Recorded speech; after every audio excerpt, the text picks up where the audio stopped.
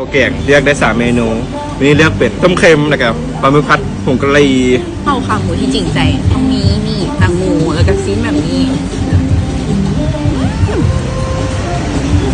หิวข้าวสวยบ่แม่นปัญหาสำหรับพวกข่อยในมื้อนี้อีกหนึ่งห้านเด็ดห้านดังเป็นห้านข้าวแกงที่ตักได้3อย่างภายในจานเดียวครับข้าวห้านเนี่ยมีให้เลือกโคตรหลายเข้ามาเห็นตอนแรกนะก็จะบ่ฮู้เลยว่าสิสั่งหยังก็เลยเลือกเป็นปลาหมึกผัดผงกะหรี่และต้มเค็มสิเอาสำนี้มันก็บ่คือระดับท้องแตกมาทันทีก็เลยว่าเอาทุกเมนูเลยซะที่มีนอกจากข้าวแกงที่ว่าหลายแล้วอาหารจานของเพื่อนยังมีข้าวขาหมูประเภทเส้นเพิ่นกับบ่น้อยหน้าคือกันเด้อมีหลายเมนูแหงใครที่จะมาน้ำหมูนะน้ำหมูแกงนั่นน่ะมีแต่คนยากๆนะอยากกินเมนูนั้นอยากกินเมนูนี้ต้องมาห้านนี้บอกเลยมีครบจบภายในห้านเดียวคิดหาสมัยก่อนที่ว่าหิวข้าวต้องไปตลาดซื้อข้าวแกงถุงละ10,000ได้มาห้านนี้คือแบบได้ย้อนความทรงจำดีข้าวแกงเลือกได้3เมนู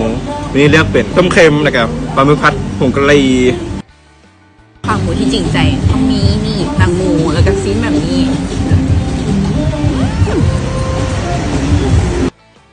นอกจากเมนูข้าวเมนูเส้นเพิ่นก็มีสิบ่ให้มีเมนูเส้นได้แล้วได้ห้านของเพิ่นสิว่าเฝอมันละบอกเลยว่าเฝอเฮือเพิ่นโคตรแซ่บและยังบ่เบิดเพียงเท่านั้นใครที่มากินพันห้านของเพิ่นยังมีพันข้าวซอยบอกเลยว่าอุดมสมบูรณ์แฮงมื้อนี้บ่ต้องไปเลาะหลายห้านมาจบที่ห้านเดียวก็พอกินของข้าวอิ่มละขอกินของหวานๆได้เมื่อกินข้าวแล้วเด้ก็ขอกินน้ำเย็นๆชื่นใจห้านของเพิ่นตั้งอยู่บ้านห้องค่าเด้อเปิดทุกมื้อ 10:00 น ถึง 4:00 น